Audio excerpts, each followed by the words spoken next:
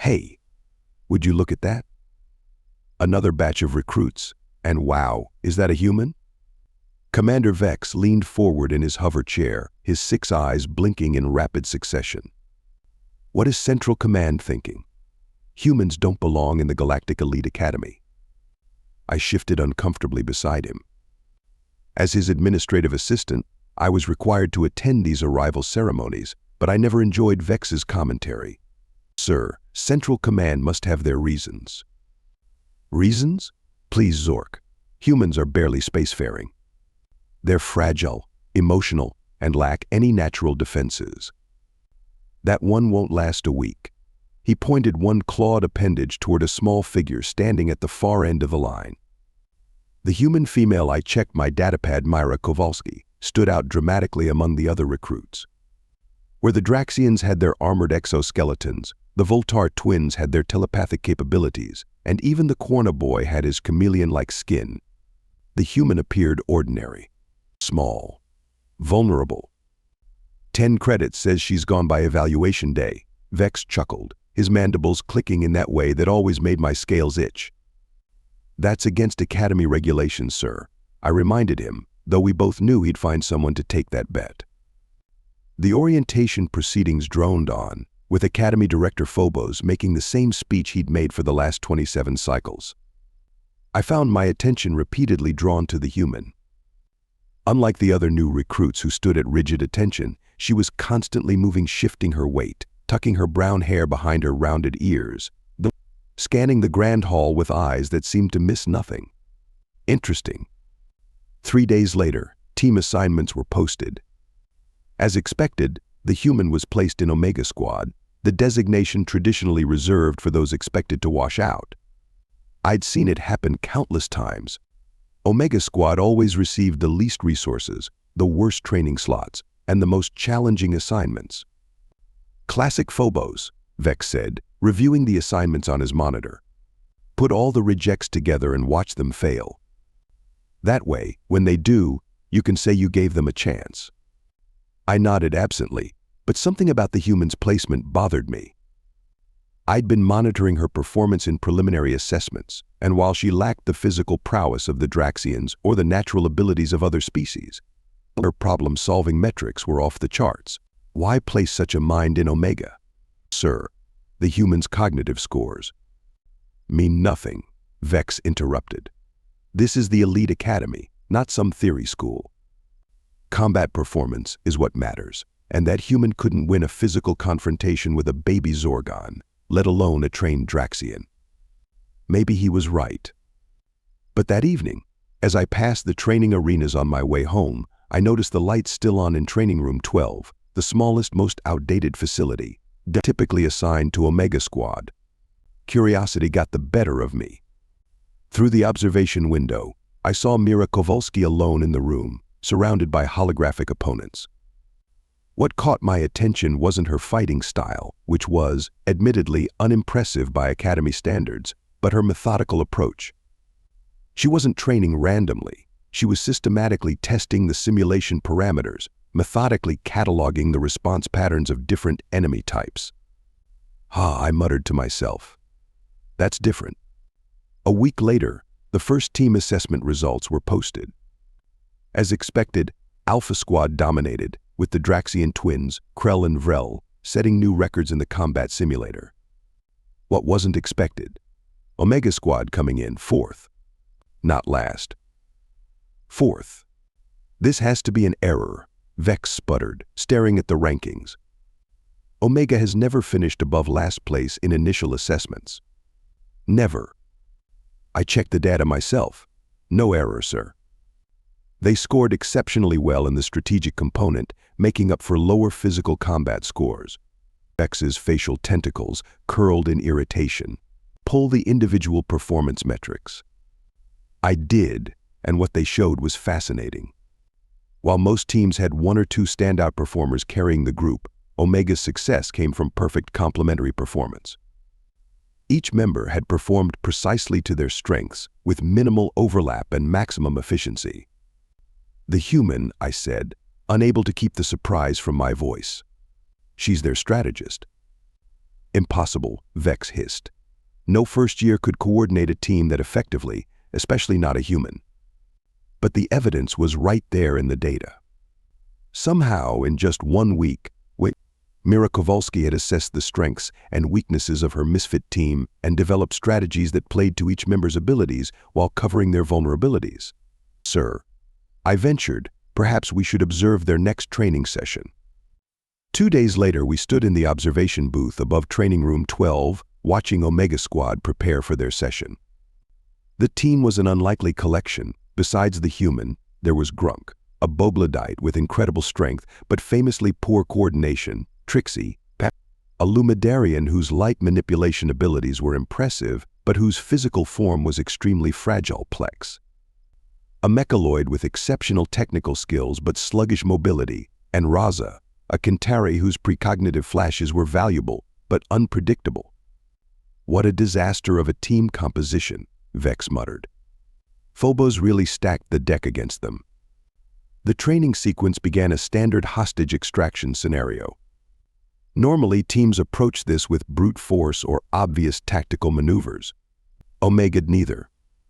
What are they doing? Vex leaned forward, his multiple eyes narrowing.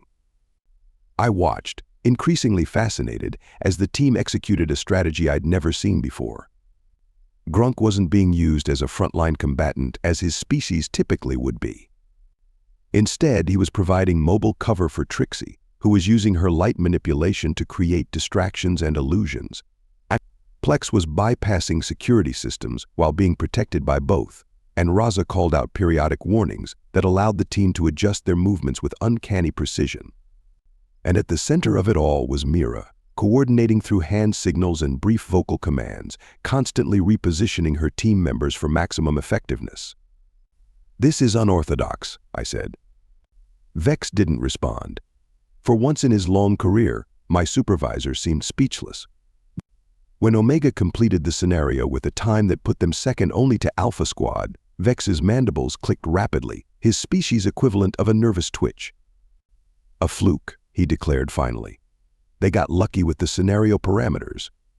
But I wasn't so sure. As the team exited the training room, I noticed how they clustered around Mira, their body language showing something rare in the hyper-competitive academy environment, to genuine respect and camaraderie. Permission to investigate further, sir? I asked. Vex waved a dismissive claw. Fine. Find out how they're cheating. I didn't believe they were cheating, but I was intensely curious. Over the next few weeks, I observed Omega Squad whenever my duties allowed. What I saw challenged everything I thought I knew about effective team dynamics in the academy. Most squads trained together but lived separate lives. Omega, however, seemed inseparable. They ate together, studied together, and even spent recreation time as a unit. More surprisingly, they seemed to genuinely enjoy each other's company. One evening I followed them to the academy library, a vast, typically empty space since most students preferred to access information via their neural interfaces. Omega had claimed a corner table surrounded by actual physical books and diagrams. No, Grunk. You're thinking like a Boglodite again, I heard Mira say as I pretended to browse nearby shelves. You don't need to smash through the barrier. If Trixie creates a light distortion here and here, she pointed to a diagram, the sensors will read it as solid mass. They'll never expect someone of your size to slip through what looks like a tiny gap. Grunk's massive brow furrowed, but Grunk's strongest. Grunk's smash is safest.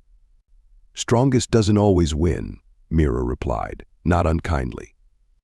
Remember the Ralcon scenario. You tried to smash and got tagged by simulation darts within seconds. Grunk, remember, the huge alien admitted, somewhat sheepishly. Grunk itched for days. Exactly. But when you used Plex's tactical cloak and surprised them, you were amazing. The Boglodite's normally fierce expression softened. Grunk was sneaky? The sneakiest, Mira confirmed with a grin. And they never saw it coming because nobody expects a Boglodite to be subtle. I was so engrossed in their conversation that I didn't notice Raza, the Kintari, had moved to stand beside me until she spoke. "You've been watching us for 17 days now, Administrator Zork." I nearly dropped my datapad in surprise. Official observation is part of my duties." Raza's silver eyes regarded me steadily. "Your interest exceeds professional obligation. You're curious." Before I could formulate a response, Mira called out from the table.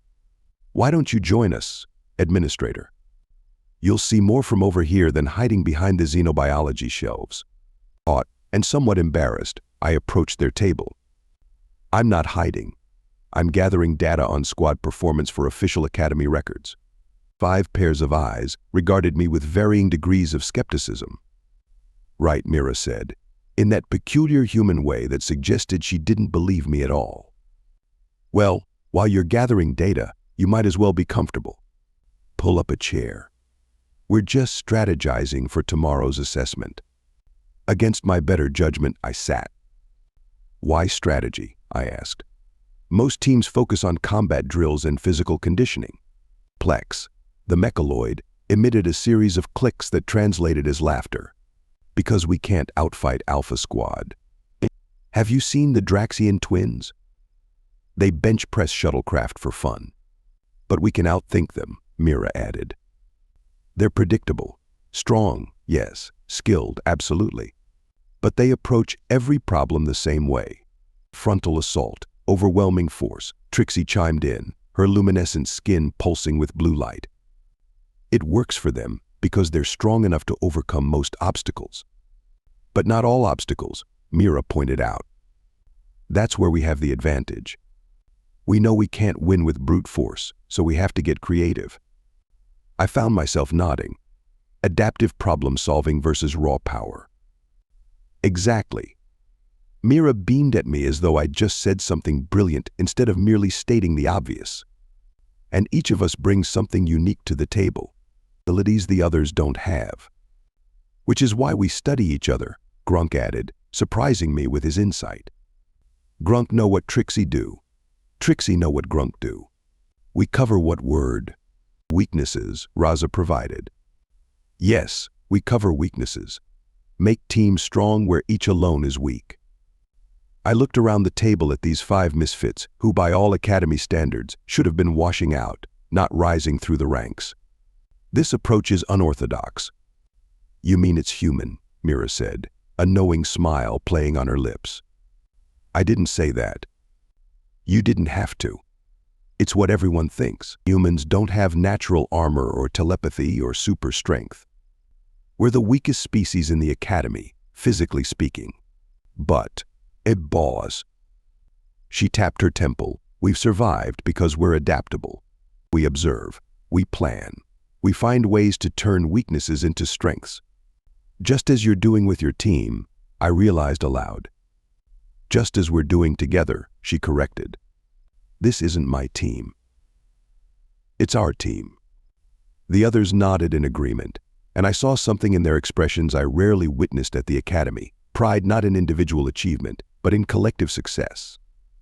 For the first time, I began to wonder if perhaps the Academy's traditional approach to team building might be flawed.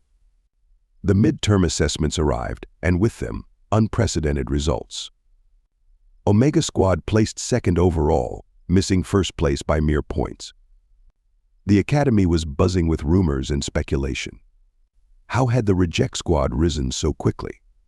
Cheating was the most common theory, followed closely by some sort of human mind control, a ridiculous notion given human biological limitations, but fear rarely follows logic. Vex was apoplectic. "This is unacceptable. They're making a mockery of the Academy's traditions." "By succeeding?" I asked, unable to keep a hint of sarcasm from my voice. "By succeeding in the wrong way." Vex slammed a claw on his desk. "The Academy has protocols, procedures, proven methodologies, which clearly aren't as effective as we thought," I pointed out, immediately regretting my boldness. Vex's eyes narrowed. "You've been spending time with them. Don't think I haven't noticed. Your objectivity is compromised, Zork." He was right, of course. My curiosity about Omega had evolved into genuine admiration. Over the past weeks, I'd moved from observer to occasional advisor, sharing insights about academy protocols that might give them an edge. I told myself it was in the interest of fair competition, but in truth, I was invested in their success. "Director Phobos wants to see you," Vex said, his tone making it clear this wasn't a positive development. "Apparently, he has questions about your recent activities." My scales prickled with anxiety. Being summoned by the director was rarely good news. Director Phobos was an imposing figure, a Chronosian who had served as academy director for over 2 centuries. His species aged at a fraction of the rate of most galactics, giving him a perspective that spanned multiple generations of officers.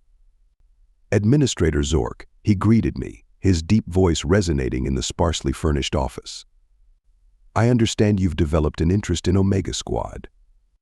"I've been monitoring all teams, sir, as per my duties." "Come now, let's not pretend. Your access logs show you've spent 3 times as many hours observing Omega as any other squad. You've been seen in their company during off hours. You've even provided them with insider information about academy protocols." I swallowed nervously. "Sir, He held up a hand, stopping my explanation. "I'm not concerned about your fraternization, Administrator. I'm interested in your assessment of them, particularly the human." This wasn't what I expected. "My assessment?" "Yes, you've watched them closely. What do you see that others might miss?"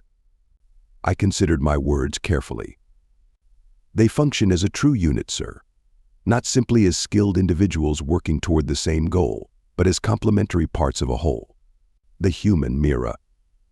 She's identified the unique strengths and limitations of each team member and developed strategies that maximize their collective effectiveness." "And what of the traditional academy methods? The emphasis on individual excellence and standardized tactical approaches?" "They wouldn't work for Omega. They lack the conventional advantages that those methods were designed to enhance." Phobos nodded slowly. "So they adapted, created a new system better suited to their specific composition." "Yes, sir. Just as humans have done throughout their brief history," he said, almost to himself. "Fascinating species. Physically unimpressive, yet they've survived challenges that have wiped out more advanced civilizations." I remained silent, uncertain where this conversation was heading. "Do you know why I placed the human in Omega Squad, Administrator?" "I assumed it was because of her physical limitations, sir." Phobos made a sound that might have been a laugh. "I've been director of this academy for 217 years. In that time, I've seen countless species come through our doors. The strongest, the fastest, the most naturally gifted warriors in the galaxy." He paused. "And yet, our most successful graduates aren't always the ones with the most impressive natural abilities." He rose from his desk and moved to the window overlooking the training grounds. "The Galactic Defense Force doesn't need officers who can win only when conditions are ideal.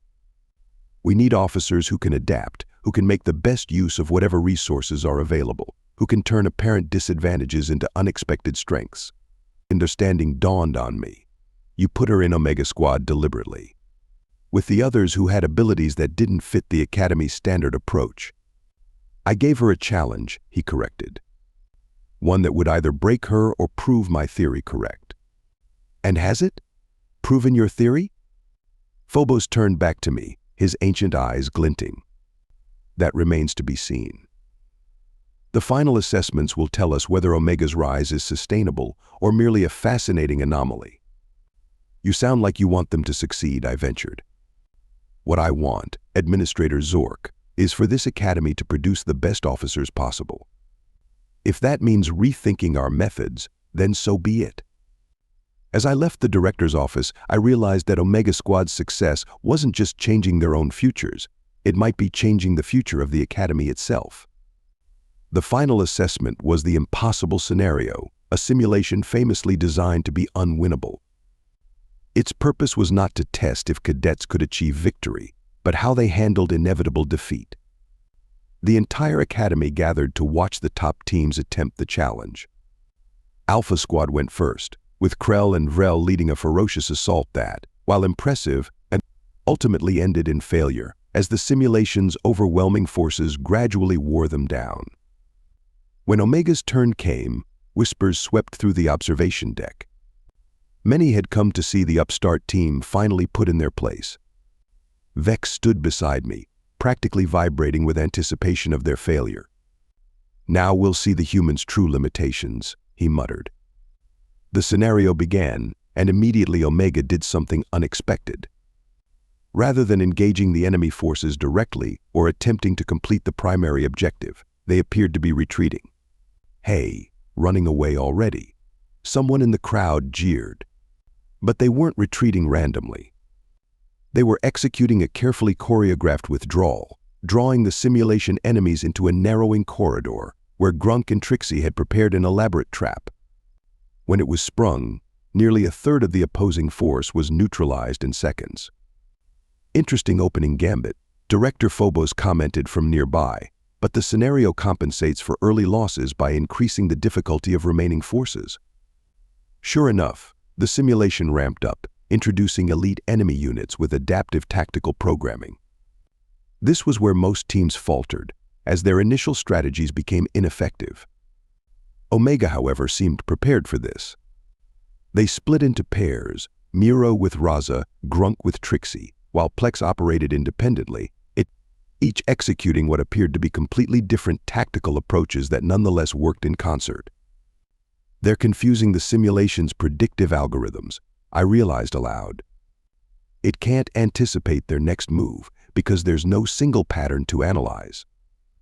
The crowd grew silent as Omega continued to progress through the scenario, reaching checkpoints that few teams ever saw. They weren't winning, exactly. The simulation was designed to ensure that wasn't possible. But they were lasting longer and accomplishing more objectives than any team in recent memory. Finally, they reached the scenario's infamous final chamber, a room with multiple hostages, numerous enemy combatants, and a countdown to catastrophic failure. It was designed as a classic no-win scenario where saving the hostages meant failing the primary mission objective, and vice versa. "Now they'll have to choose," Vex said, satisfaction evident in his voice. "No team has ever managed to save both the hostages and complete the primary objective." On the simulation floor, I watched as Mira gathered her team for a brief huddle. When they broke, each moved with purpose, but not toward either the hostages or the primary objective. Instead, they targeted the room's infrastructure, support columns, power conduits, communication arrays. "What are they doing?" someone asked. "Changing the parameters of the scenario," Director Phobos answered, his voice carrying a note of something I'd never heard from him before, surprise. Within minutes, Omega had caused a controlled collapse of part of the chamber, creating a safe passage for the hostages while simultaneously exposing the primary objective. Grunk provided cover while Trixie guided the hostages to safety, Plex and Raza secured the objective, and Mira coordinated the entire operation from a central position. When the simulation ended, the final score flashed on the main display. Objectives completed, 93%, the highest score ever recorded in the impossible scenario. The observation deck erupted in a mixture of cheers, protests, and shocked exclamations. Vex stood motionless beside me, his mandibles hanging slack in disbelief. "How?" he finally managed. "How did they do that?" "They didn't try to win the unwinnable scenario," I said, understanding dawning. "They changed it into a winnable one." The graduation ceremony 2 weeks later was unlike any in Academy history. For the first time, Omega Squad stood on the highest platform, having earned the top overall ranking through their unprecedented performance in the final assessments. Director Phobos addressed the assembled cadets and officers with his traditional speech about excellence and tradition, but then deviated into unexpected territory. For generations, this academy has trained the finest officers in the galaxy by emphasizing certain qualities we believed essential to leadership: physical prowess and tactical aggression, individual excellence. This year, however, we have been reminded of an essential truth. There is no single path to greatness. His gaze settled on Omega Squad, standing proud in their newly earned elite uniforms. True strength lies not in conforming to a predetermined model of success, but in recognizing and leveraging the unique capabilities of each individual to create something greater than the sum of its parts. In this, Omega Squad has not merely succeeded, they have excelled. As Mira Kovalski stepped forward to receive the squad commander's insignia, the first human to ever do so, I caught her eye and offered a small nod of congratulation. She smiled in return, a gesture that conveyed both gratitude and something else, vindication, perhaps. Later at the reception, I found her alone for a moment on the observation deck, looking out at the stars. "Congratulations, Squad Commander," I said, joining her. "You've accomplished something truly remarkable." "Thank you, Administrator Zork, though I can't take all the credit. It was truly a team effort." "Indeed. But it was your vision that brought that team together, that helped them see past their perceived limitations." She smiled. "I just helped them see what was already there. Everyone has strengths, Administrator. Sometimes they're just not the strengths that others value or recognize." "A very human perspective," I observed. "Maybe. Or maybe it's just common sense that got lost in tradition." She turned to look at me directly. "You know they're changing the Academy training protocols because of us? Director Phobos is implementing new team-building methodologies based on our approach." I heard. Vex is not pleased. We both laughed at that understatement. "Change is difficult," Mira acknowledged, "especially for institutions as old as the Academy. But necessary. Like forcing a human girl into last place, only to have her build the strongest team the Academy has ever seen," I suggested. Her eyes widened slightly. "You figured it out, didn't you? That Phobos placed me in Omega deliberately? He as much as told me. A test, he called it, of your adaptability. And of the Academy's," Mira added. "He wanted to see if success could come from unexpected places, in unexpected forms." I nodded. "A risky experiment." "The best ones always are." She gazed back out at the stars. "That's where humans excel, you know. Not because we're the strongest or the fastest or the most naturally gifted, but because we're willing to try new approaches, to adapt when traditional methods fail, to find strength in unlikely places." "A valuable lesson for us all," I admitted. "One worth remembering as we head out there." She gestured toward the vast expanse of space before us. "The galaxy doesn't care about our traditions or expectations. It rewards those who can adapt to its challenges, whatever form they take." As I stood there beside this remarkable human, looking out at the countless stars that would soon become the battlefield for these newly minted officers, I couldn't help but feel that the Academy, and perhaps the Galactic Defense Force itself, would never be quite the same. And that, I decided, was probably a very good thing.